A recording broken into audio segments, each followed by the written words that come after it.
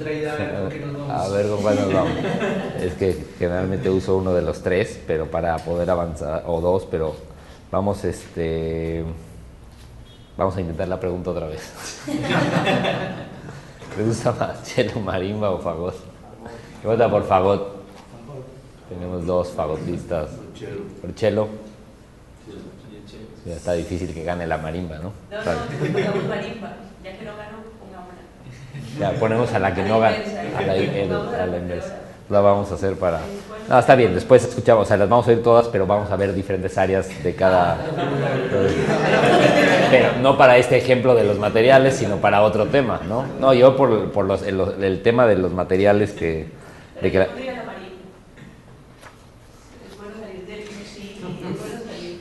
Bueno, ya, vamos. Entonces, ya me había cambiado. Pues vamos a ver la marimba, ya que la democracia, la presión democrática. Después de la elección, todavía ya en la calificación de la misma, hubo un cambio. Entonces, bueno, el trabajo de fuentes y de materiales, en general, no piensen nada más en la marimba, tiene que ver, como les había dicho ayer, en esta idea y la posibilidad de acercarse y alejarse de la fuente. Entonces, la relación entre lo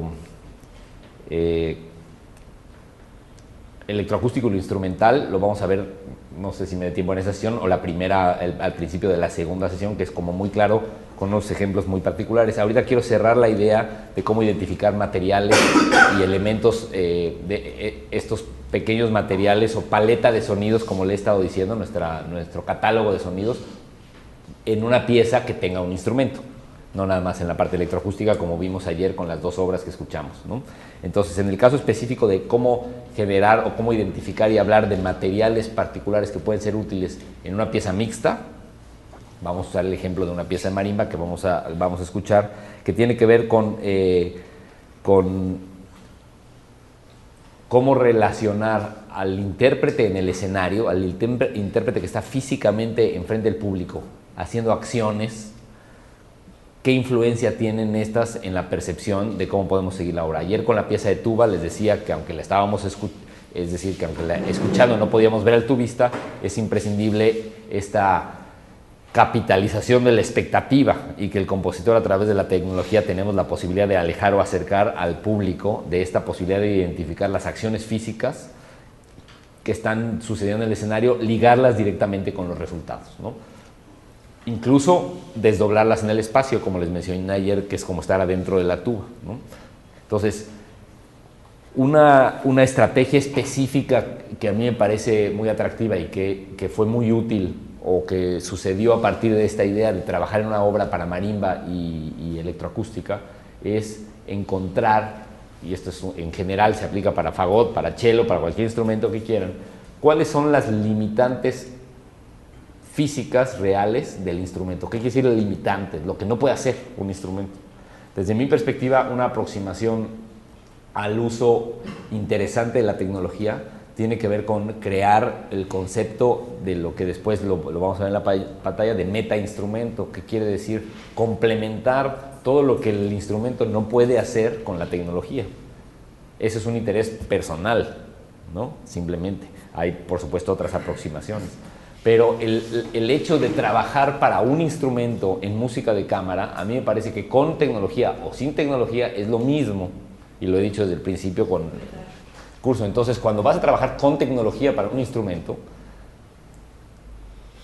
mi aproximación es: vas a trabajar para un meta instrumento o un instrumento todopoderoso, un fagot que puede hacer lo que sea y una marimba que puede hacer lo que sea, ¿no? Entonces, lo que en la realidad no se puede hacer, le toca a la tecnología. Pero se tiene que convertir en una meta marimba todopoderosa, ¿no? El dios de todas las marimbas. Entonces... Y vale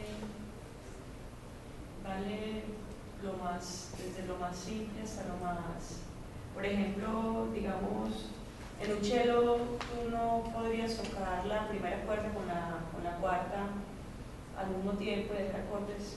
Eso es interesante para alguien que está tratando de completar el instrumento tecnológicamente, o eso Eso lo decide. No, eso es una limitante. Acabas de identificar una limitante mecánica, si lo quieres ver así, de ese instrumento.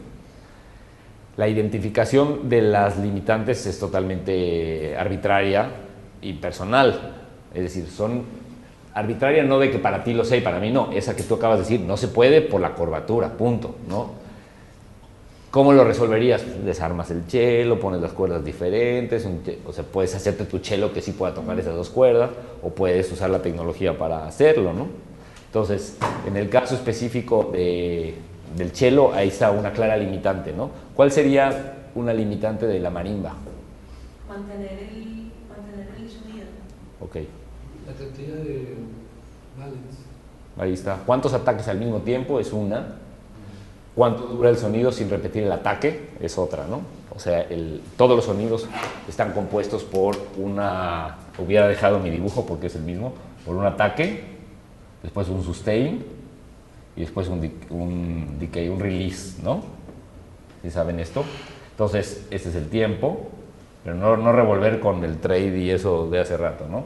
Entonces, este es el ataque. Aquí se sostiene el sonido. Entonces, en el caso de una percusión, no de una marimba, de una percusión, tú haces el ataque, bueno, en general es muy rápido, y después es así, ¿no? En el timbal, pues a lo mejor es así, nada más. En el triángulo es más parecido al timbal, pero en el woodblock es así, ¿no? El sustain es cero en la mayoría. O sea, el sustain es cero en todos. Mientras no le apliques más energía, no suena. La diferencia es que tienen un release más largo, o sea, una resonancia si quieres, ¿no? Pero mientras no les apliques más energía, dejan de sonar. Bueno, todos los instrumentos son así, ¿no? Entonces, en el caso específico de la marimba, esa limitante que tú dijiste es la que para mí era la más interesante. Hay otras, como la que tú acabas de decir, que era para mí la segunda más interesante, ¿no? Porque son las más evidentes.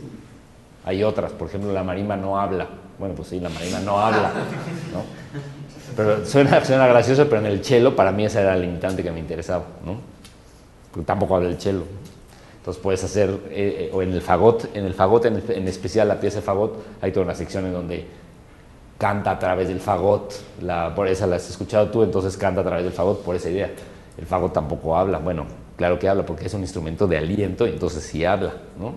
Pero en el caso de la marimba a mí eso es lo que más me atrae, el hecho de que la tecnología pueda ser capaz de extender el sonido y de aumentar la cantidad de ataques. Han visto a la marimba, pues pueden tocar dos intérpretes en la misma marimba, ¿no? Eso es, bueno, ¿cómo hacemos eso? Puede cantar, tocar. Sí. Tocas y cantas.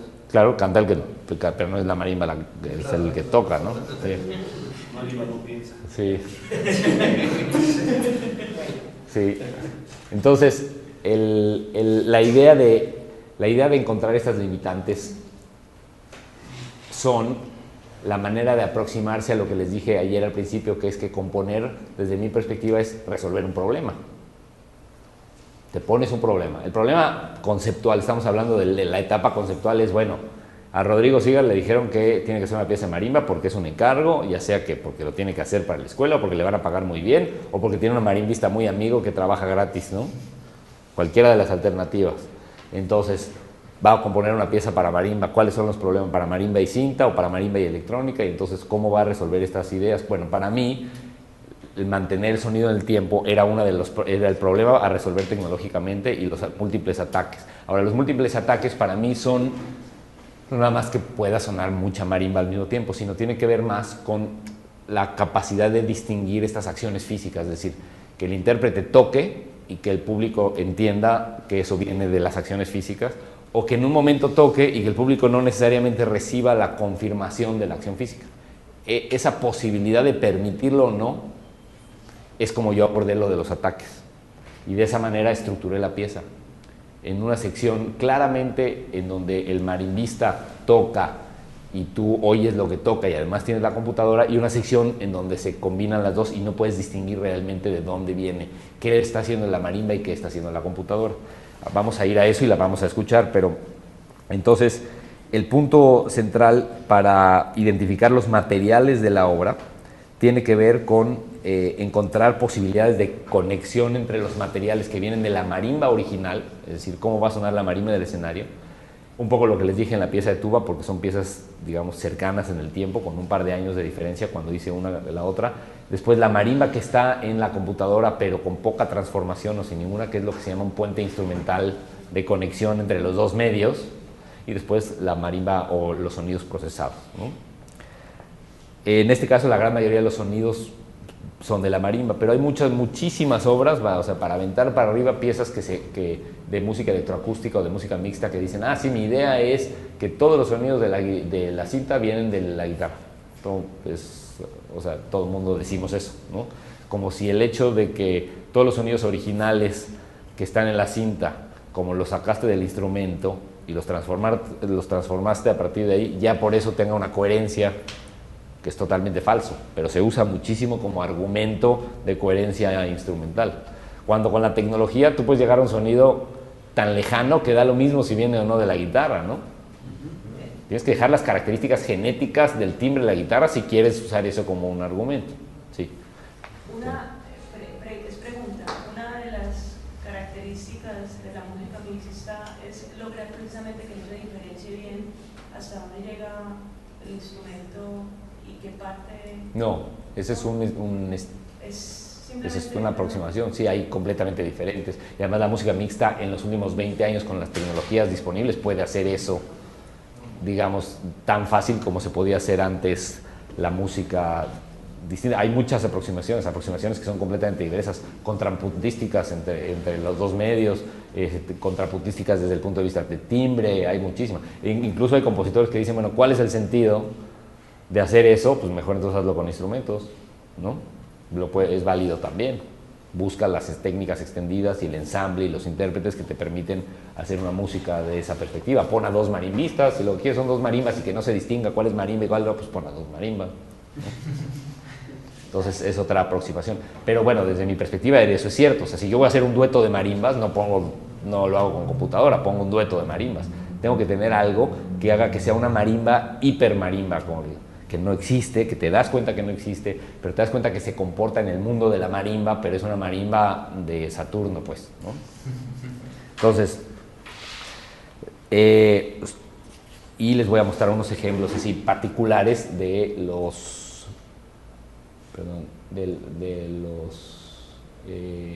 sonidos y de los materiales. Nada más que para irme a la página 42, ahí está, 42. Bien. Entonces, nada más que está en inglés, pero lo voy a ir. ¿Se llama así? ¿Rimbarimba? Sí, así se llama la pieza. Ahora abro esto más. Entonces, esto ya lo expliqué, me lo voy a saltar, es lo que acabo de decir, y voy a ir a esto, ¿no? A las referencias armónicas.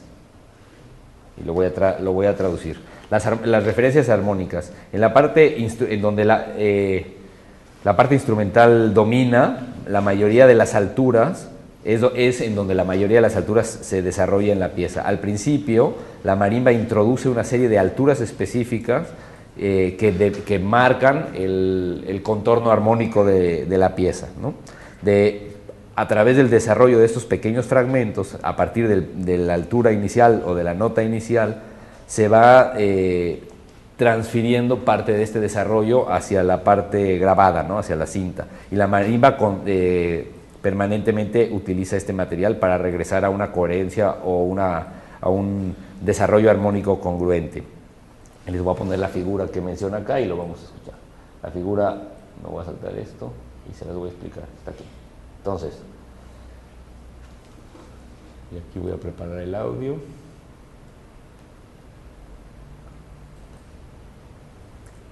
Ahí está. Entonces,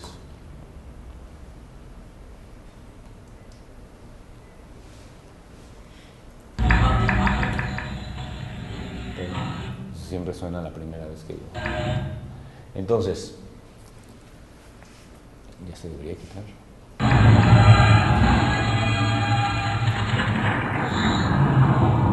Ahí está. Entonces, en ese cuadro, que se trata de las referencias armónicas de la pieza como una estrategia de creación de materiales, se muestran varios eventos instrumentales en donde que están vinculados con el principio, ¿no? Que es este, o sea, para que lo escuchen. Es el 24.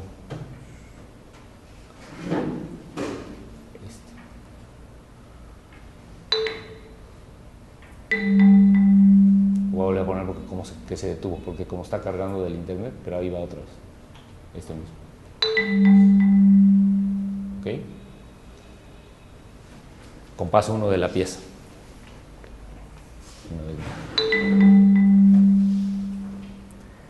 Entonces las alturas de la y sol que se muestran en la letra A, que es el ejemplo que acabamos de escuchar, se establecen como un gesto inicial que se comienza a repetir a lo largo de la pieza, y de las referencias a este intervalo particular de una segunda mayor se utilizan permanentemente a lo largo de la pieza, es decir, un desarrollo armónico con una aproximación instrumental común y corriente, ¿no? Esta segunda puede ser, por supuesto, transformada, pero se mantienen las relaciones interválicas. En el siguiente ejemplo, que es la letra B, es otro de los elementos principales de la pieza, de las células de materiales instrumentales, que es este. Otra vez. Está más lento el internet. Entonces ese es uno, y este es el siguiente, el B.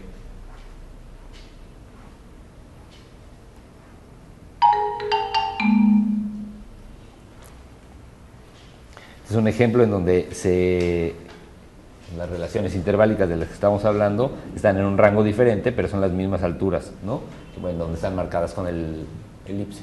Ese ejemplo es el inicio, es la primera vez que se presenta de esa manera para luego... Sí, ya.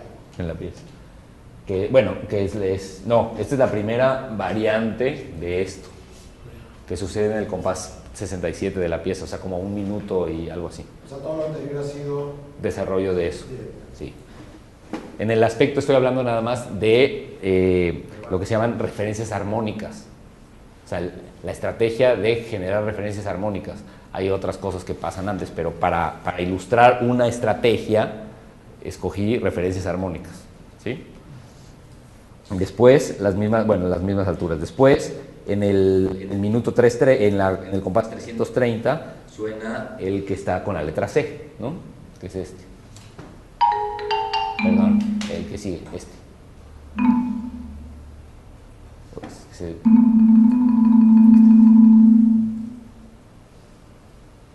Y este es interesante porque es la única manera que tiene la marimba de extender un sonido, es haciendo un trémolo. Y entonces abstractamente nosotros entendemos que aunque se repiten los ataques, lo que tratas de transmitir es que el sonido se mantiene, ¿no? Aunque los ataques... Entonces hay estrategias, como en el caso acá, si oyen que si usas las baquetas más suaves posibles, bueno, pues el ataque se reduce y como que se hace más difuso y es como una especie parecemos inferir que el sonido se extiende, ¿no? Aunque los ataques están ahí, ¿no?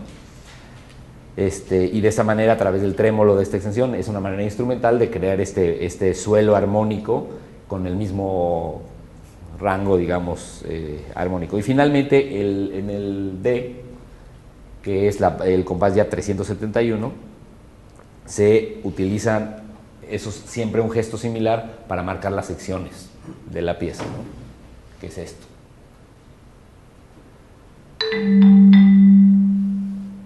Que es exactamente igual que allá. Entonces, se vuelven lo que yo llamo como barreras estructurales entre las secciones. De manera así resumida, entonces, en el ámbito de las referencias armónicas, las instancias B, C y D emergen del contenido armónico de la A, súper simple y básico, y reaparecen en diferentes secciones manteniendo siempre su identidad armónica, mientras el contexto de la parte electroacústica cambia por completo, ¿sí? Esa es la estrategia de referencias armónicas. Otra segunda estrategia, referencias gestuales, ¿sí? Las referencias gestuales dan cierta identidad a la pieza y son de primera importancia para organizar el discurso. El ritmo está basado en contexto, la parte rítmica, digamos, específica de la pieza no es de lo que estoy hablando, eso se ve un poco después, pero es importante mencionar que se exploró también un desarrollo rítmico en la pieza. A lo largo de la obra, los gestos se van repitiendo, como sería entre A y D, pero los gestos se van repitiendo, pero cambia el patrón, la recontextualización alrededor. Esta palabra de recontextualización, y eso manténgala porque cuando les presente así las transparencias ya concretas de recontextualización, es una de las palabras que vamos a hacer. La estrategia recontextualizar los elementos, que significa hacer lo mismo y cambiarles el entorno. Voy a verlo con cuidado. En el caso de la recontextualización de las ideas gestuales, en donde los eventos se repiten, pero incorporan variantes morfológicas o técnicas como el trémolo, que es el mismo evento, pero una vez con trémolo y una vez sin trémolo, como lo verías en cualquier pieza instrumental. En este caso, el objetivo que tienen es que la función o el rol de la identidad de lo que está pasando se enfatiza, es decir, se repite la acción física en el escenario y entonces de alguna manera es una especie de signpost, por usar el mismo término que estábamos viendo. Ves que hace lo mismo, oyes lo mismo de la manera más clara y evidente. Un ejemplo concreto de esto, para no ser tan abstracto y difuso, es esto. En los compases 36 a 37, a los que están ahí, que son las referencias gestuales, como dice acá. Lo voy a explicar con cuidado. En el sonido A, el ejemplo A es este, lo vamos a escuchar. Es este.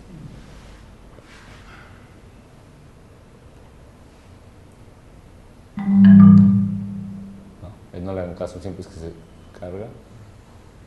Ahí va. No sé por qué en lo que se carga el internet. Va otra vez.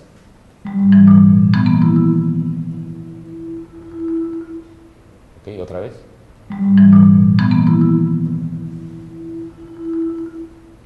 Esa figura ocurre relativamente al principio de la pieza, en el compás 36, pero esos son los primeros 20 y tantos segundos, en donde está bastante. Un poco más adelante se utiliza en el ejemplo B en un rango mucho más amplio de la marimba, que es este.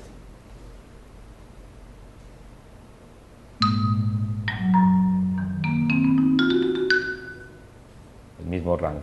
Y después más adelante es el número final de la sección C, en este ejemplo que es el tercero, ¿no? Uy.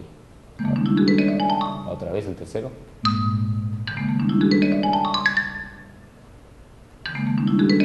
Entonces, lo que estoy diciendo aquí es que la acción física, la gestualidad del intérprete en el escenario es desarrollada de allá, acá y acá, es decir, es el mismo proceso, ¿no? Tú lo ves físicamente igual, no necesariamente son, aunque aquí podemos ya ver una referencia armónica de lo que estábamos hablando en la parte de referencias armónicas, siempre podrías encontrar otras cosas, pero lo prioritario para la organización era en estas secciones o en esto era la referencia gestual, ¿sí? Tercer estrategia, la referencia espectral. Si se acuerdan ayer hablé de lo armónico, lo gestual y lo espectral, entonces ahora estoy haciendo los tres ejemplos. Ahora las referencias espectrales en la pieza.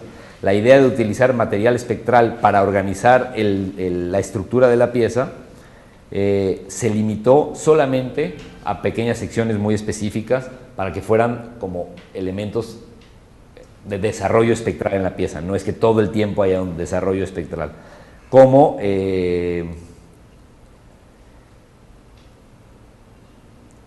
que quiere decir que no necesariamente se repiten aproximaciones espectrales idénticas para que las reconozcas, sino que, es decir, no es necesario poder hacer un análisis espectral de lo que está pasando para entender las secciones, sino simple y sencillamente son como, no sé si inspiraciones, pero como elementos iniciales a partir de los que yo invento un desarrollo en el ámbito espectral.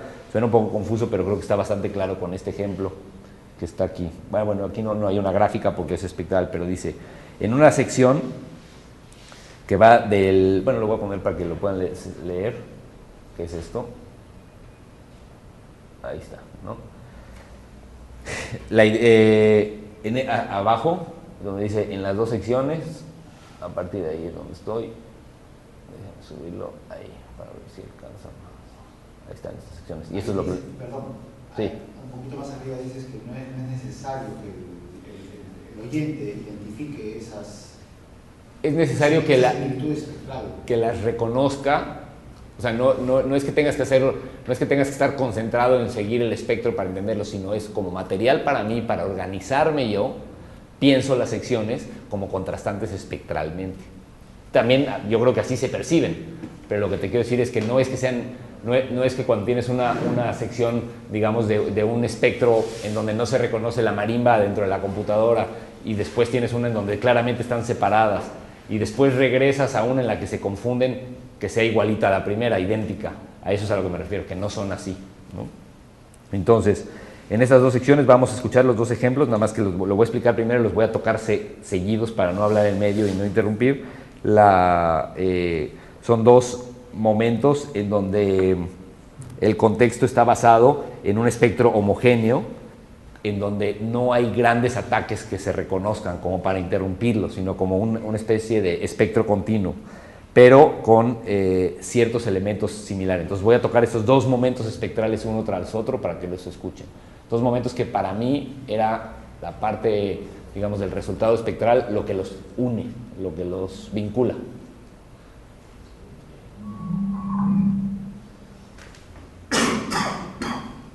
Otra vez, porque es este.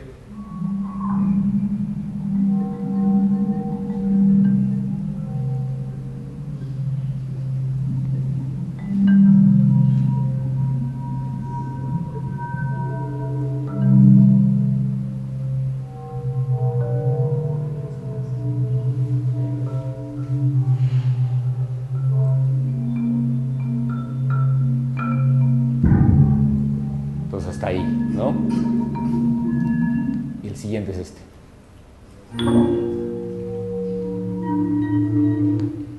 Se detiene, pero va otra vez.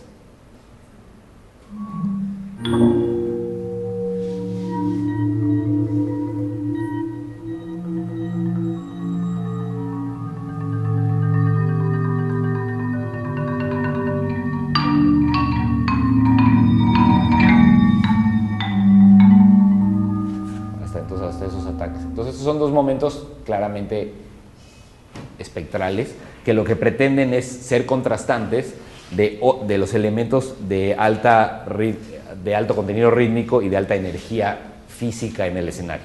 ¿Ok? Entonces. Y ahí se superpone, ¿no? Con el sonido de. ¿Perdón? Se superpone con el sonido de la marimba, ¿no? Hay marimba y computadora, las dos cosas juntas. Sí. Pensé que era la marimba con arco. No, está todo hecho, no, ahí no toca con arco. Y ahora vamos a escuchar la pieza.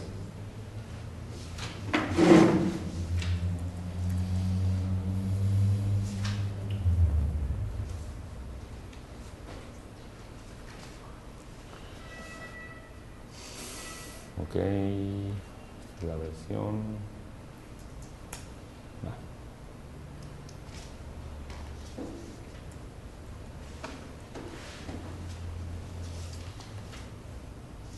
Y les voy a poner ¿La partitura? sí, exacto. Ahí va.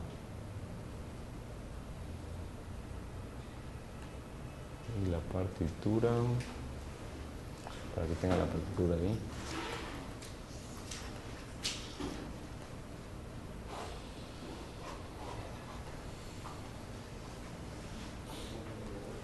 Es esta.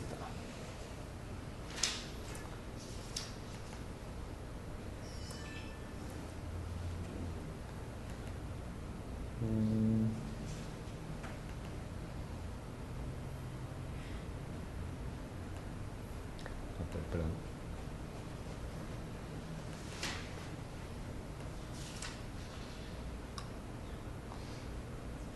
La partitura, para que tenga las imágenes de la cinta, son fotos y habría equivocado.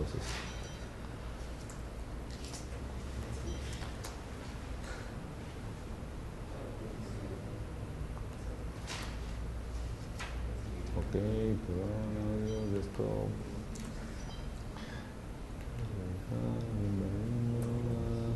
Prefectura. Está y esta.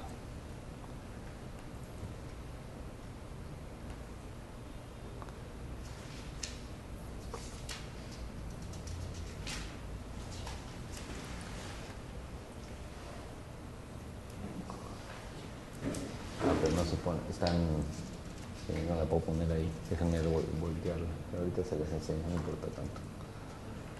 Ahorita se las pongo. La voy a soltar y ahorita jalo la partitura mientras, ¿sí?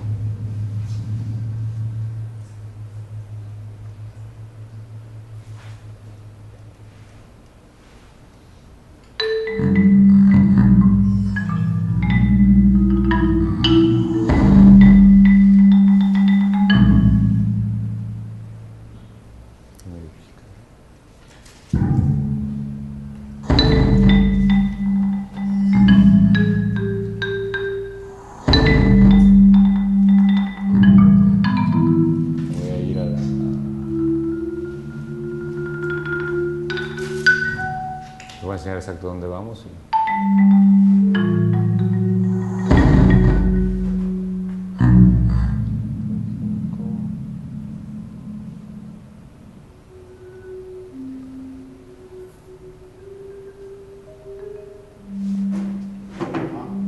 ¿Lo vieron? Sí. La cinta no está ahí, ¿no? No, es la que estaba volteada. Para no perder tiempo en la volteada ya les puse sin la cinta. No digo, no está ahí. Por eso, esa es la que salió volteada, por eso la puse.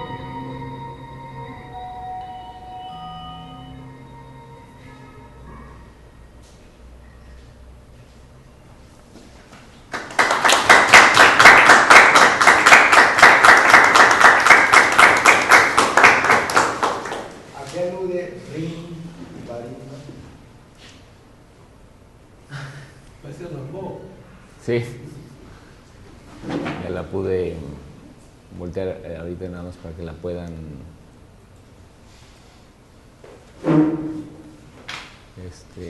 en realidad la partitura está... si la ven así, nada más que como salió volteada.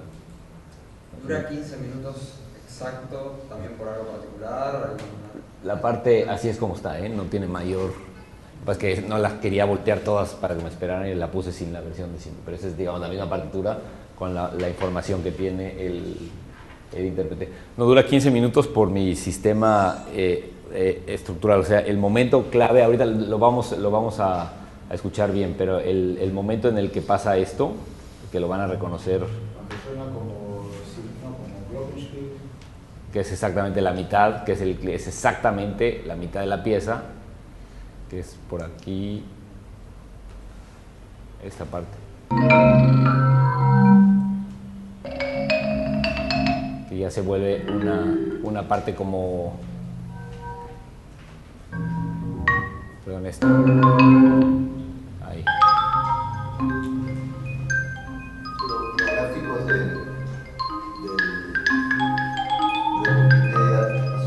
hechos en relación a la altura. No, depende. Eso lo vamos a ver el último día, pero la parte gráfica es la información que se necesita para poderlo tocar. A veces son alturas, a veces son duraciones, a veces son palabras, a veces son espectros. Es nada más, es decir, no son partituras, son partichelas. Es diferente, pero eso lo vemos más adelante como para redondear. Sí. No, tenía una consulta respecto a la producción, digamos, ¿no? ¿Cómo es la sincronización? Eso es exactamente a lo que iba, y aunque lo vamos a ver, pero lo que les quería enseñar es que en esta pieza particularmente tenemos esto. Por segundo. No, sí, bueno, están los segundos, pero, perdón, un segundo, dame.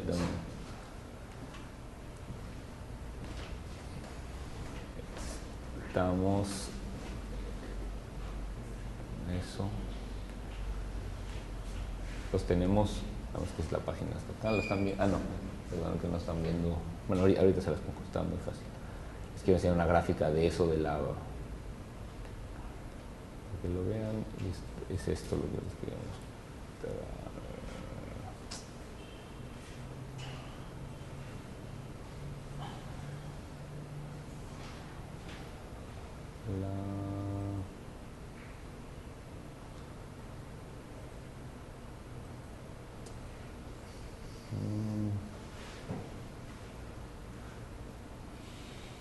Lo perdí, perdón. Lo perdí por completo. Es esto.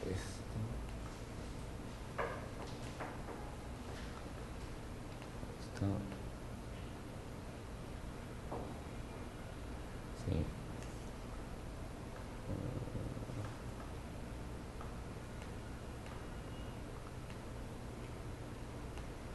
Esto.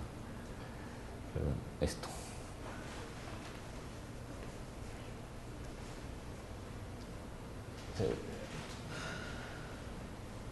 Como está, es que el marimbisa tiene un pedal que está conectado a un convertidor de voltaje, un pedal normal de los de sustain, que es como los de plano, a un convertidor de voltaje que, bueno, ahora esto es bastante más simple de hacer, pero entra a una interfase MIDI que entra a la computadora, que a través de un patch de Max lo que le permitía, digo permitía porque esto ya es en pasado, es definir en el patch exactamente los segmentos en donde él quería poner triggers, para que sea totalmente libre, para que el intérprete los marque. Entonces toca la pieza y dice, yo necesito en este momento poder, cuando estoy tocando, quiero caer en esta nota y disparar. Entonces lo marcaba y se hacía un sound file, de ahí, así de simple.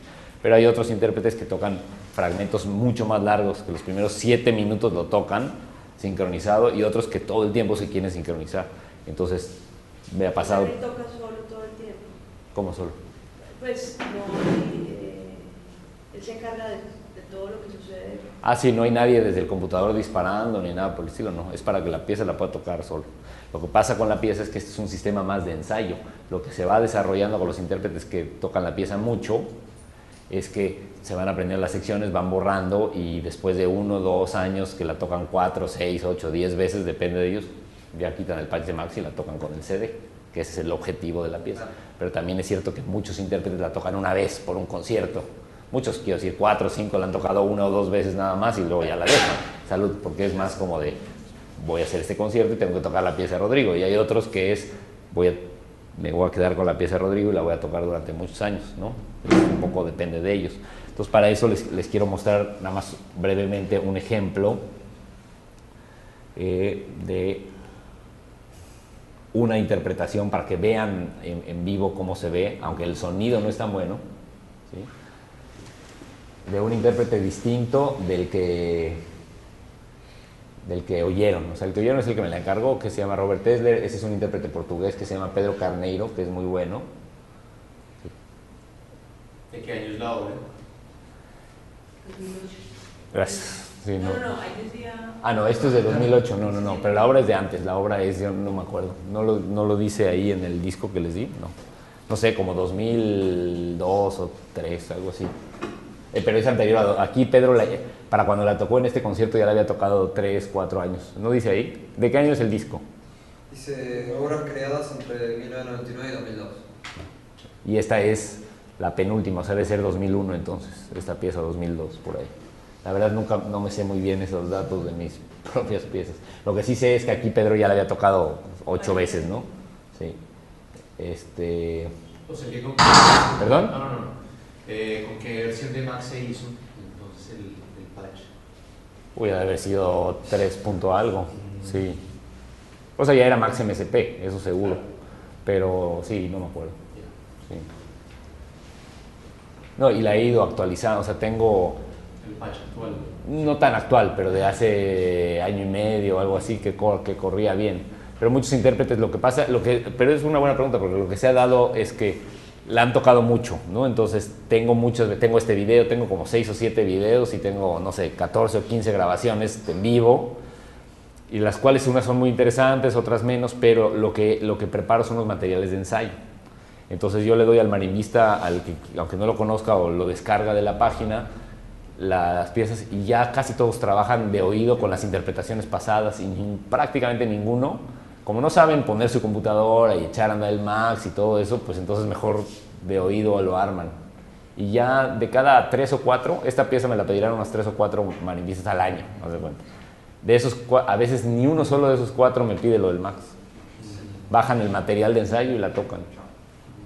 Rodrigo. Todos me preguntan cómo le hago y les explico esto que les estoy explicando y ya.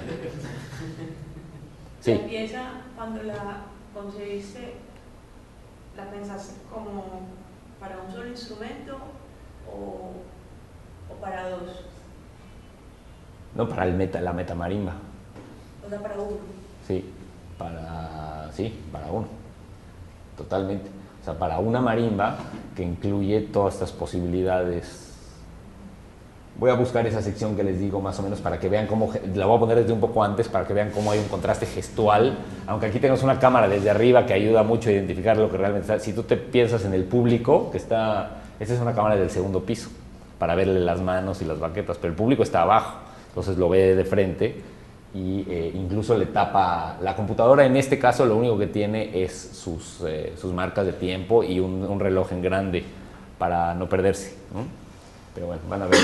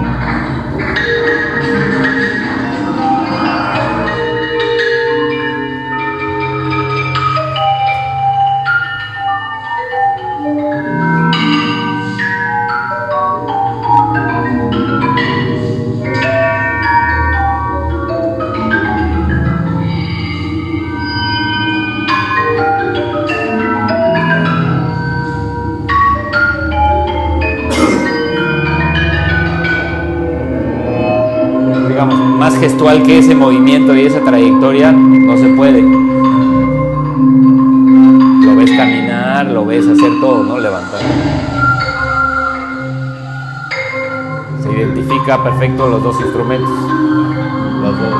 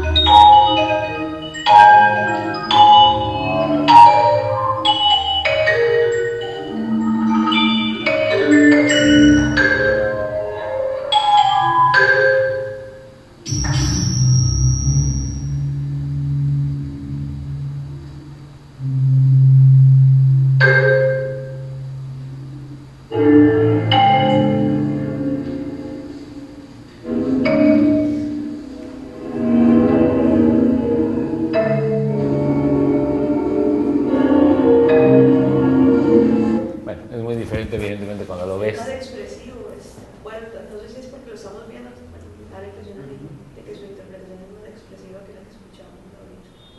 ¿Que la que estaba solo grabada? Sí. No es tanto, el otro también es bien muy expresivo y también levanta y camina. La diferencia aquí es que tienes muy en la mezcla, muy bien, muy identificada la marimba, porque los ataques de la marimba se marcan tanto en el audio de la cámara que todo lo puedes seguir. Es más eso. En el otro, exacto, y porque lo estamos viendo, porque en el otro es una mezcla hecha en estudio, masterizada y todo por mí para que justamente todo se... Pero Robert, que es el otro que la toca, también lo hace muy expresivo. Y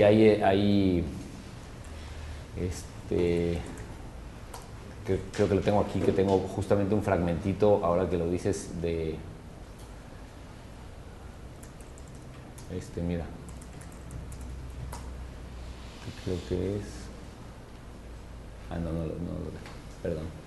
No, pensé que traía otra versión de otro marimbista que casi no se mueve, que me hizo caso con eso de que el público no identificara la parte del medio y entonces baja las baquetas y las mueve tapándose con los atriles, ¿no? Como él tiene, pero él no, pero es más de personalidad, ¿eh?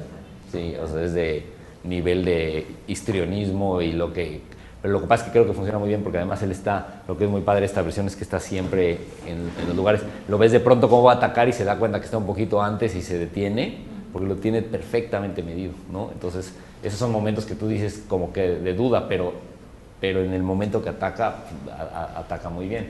Ahora, esta es una pieza que ya él la toca como bastante libre. Si vieron la partitura, no tiene miles de marcas de sincronización, ninguna de mis partituras tiene eso. O sea, la idea es que tiene las marcas de tiempo, por la pregunta, es el tiempo arriba escrito, que simple y sencillamente es para poder seguir la pantalla, y después tiene algunas marcas de tiempo con una línea punteada. Eso es lo único. Esas son obligatorias. Todo lo demás es flexible. Entonces, entre las dos líneas punteadas pueden hacer lo que quieran. Es exactamente igual. No me importa a mí, digamos, el control de la sincronización. Por eso no hay click track en esta pieza, nada por el estilo. Y ante esas variables de histrionismo que tú planteas, ¿con cuál te inclinas? Porque eso ya es una cosa que va en cada intérprete, ¿no? Sí, no, yo lo que te gusta más a ti. Lo que me ha servido es que he aprendido mucho con mis piezas que les pasa eso. Las piezas que he tenido la suerte de que se toquen mucho por diferentes intérpretes, a mí me ha enseñado mucho para las siguientes obras, las cosas que funcionan y no funcionan. Es decir, cómo puedo dar espacios de flexibilidad para que parezca una sincronía compleja, pero no le ponga tensión al intérprete. Que eso es lo que a mí me gusta, eso es lo que he aprendido con estas cosas. Básicamente, ¿qué interpretación me gusta más o menos? Pues ya no me acuerdo muy bien tampoco de todas, es la verdad, pero lo digo porque pues como que se me pasa un poco. Esta porque tengo un buen video, entonces la uso y esta me la sé muy bien. Pero hay un chico que se llama Diego Espinosa que la toca también increíble, y hay otros que me mandan en general solamente el audio, ¿no? O sea, graban, entonces no veo el video yo mismo, entonces no sé cómo lo hizo. Entonces como que estoy ahí un poco igual que ustedes, ¿no? A mí la versión mejor sincronizada y como yo la pensé es la del disco, evidentemente. Porque yo la edité, la corté y acomodé las cosas que desflexibilicé al intérprete y lo armé como yo lo había pensado, ¿no? Entonces todo funciona, sí. Una preguntita, en la interpretación, ¿logra cambiar las baquetas o solamente un solo tipo de baquetas? En esta pieza no, cambia, bueno, hay dos. Pedro cambia o sea, las baquetas son la que toca todos los agudos es la más dura. Ya. Las dos intermedias son medianas y la de la izquierda es la más suave. O sea, son combinadas para que las partes graves y eso vibren más, les pueda dar con toda la fuerza y se conecten con, sobre todo en estos acordes con los armónicos, por ejemplo, o el principio específicamente. Mira, eso funciona muy bien con esa combinación de baquetas. Pero no les gusta mucho, sobre todo a Pedro, porque el regreso de la marimba es diferente en cada parte y eso como que los desequilibra un poco, porque la resistencia es diferente. Entonces no pueden compensar baquetas diferentes, o sea, no es agradable para ellos hacerlo y no es tan importante tampoco como para que luchen con esa parte pero está aquí, por ahí. Mira, el principio.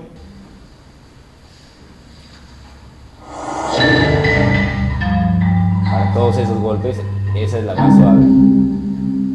Entonces, siempre que va a tocar en esta área, prácticamente nunca en esta área utiliza la baqueta de hasta la derecha, porque brilla mucho más.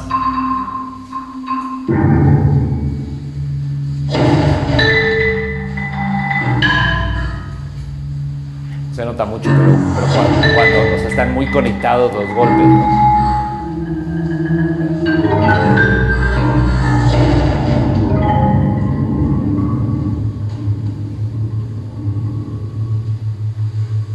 Eso, por ejemplo, tiene que mantener la baqueta de hasta la derecha separada. Si ahí lo metiera en ese trémolo, esa nota saldría.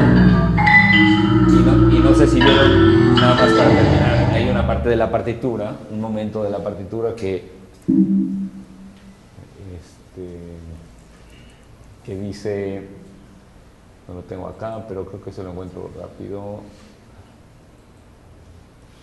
porque tu pregunta habla, o sea, lo que voy con esto es, el control de las baquetas es importante porque tiene un cambio espectral, ¿sí? Entonces en este momento, aquí, si lo ven, esto está marcado con acento para que lo haga con la baqueta dura y se note la melodía cuando baja, que es ahí, nada más para que oigan esa diferencia, porque eso es ya lo perdí, pero ahí está. ¿No hubiera sido más lógico darle esa baqueta a la parte grave?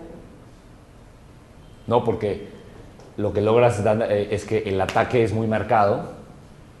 Entonces tú tienes un ataque muy marcado y una resonancia, tiene muchos más armónicos los graves. Entonces se separa el sonido, es mucho más identificable ataque y resonancia. Cuando la baqueta es suave, el ataque prácticamente no se nota.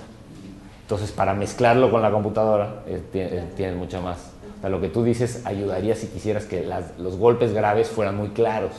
Si lo que hacen es lo que explicaba acá de la referencia espectral de un suelo armónico o necesitas que sea suave. Bueno, te sirve más que sea suave. Estamos hablando de sutilezas, por supuesto, pero funciona mucho mejor, sobre todo en la grabación. Entonces, en este momento, digamos que es 11:18, 12:17 y me fui para abajo, ¿verdad? Es aquí, se lo perdí por estar saltando. Ahí está. acá, es esto. Miren para que lo vean. Nada más un ejemplo de esto. Para que vean este momento, ¿no? Un poquito antes, lo voy a poner aquí.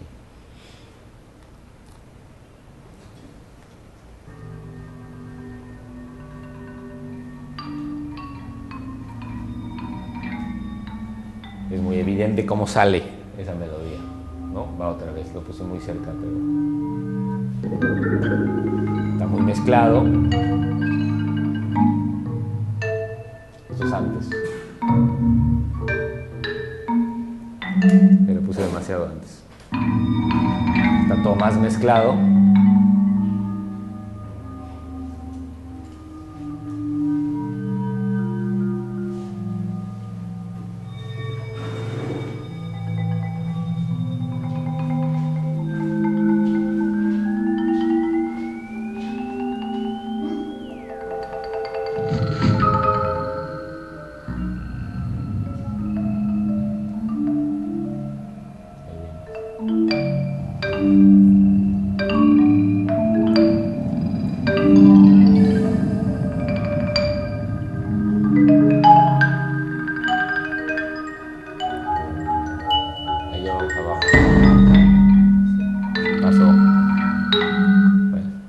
Así no lo tengo preparado, lo estoy medio buscando. Pero la idea es que el control de las baquetas también te puede ayudar a enfatizar o no las intenciones tímbricas, ¿no? Después lo puedo, nada más se les puedo mostrar con una cosa que es, nada más para que vean como normalmente lo explico, que es esto.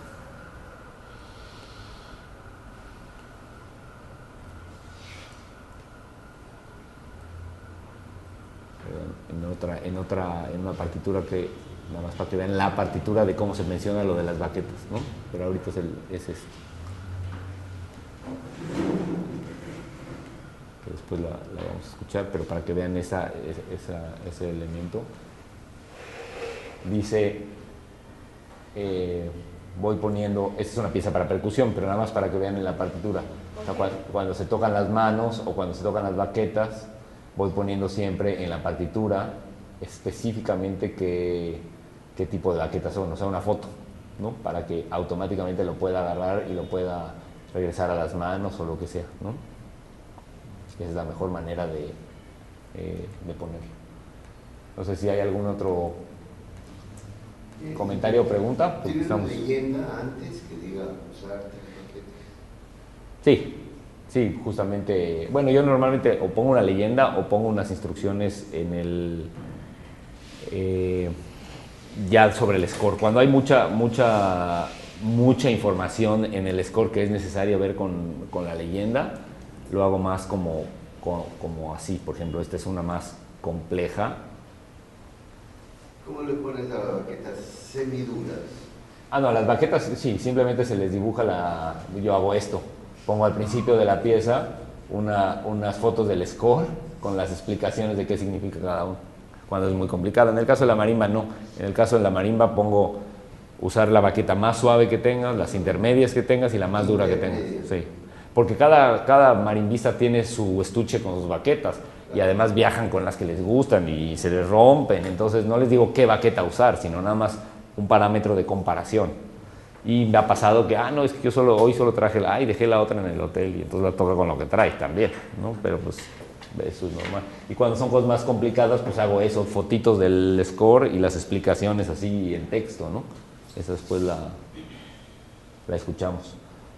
Bueno, pues hacemos entonces una pausa y seguimos. Ya calculé los. Gracias. Es la 1, ¿no? ¿Qué hora? Sí.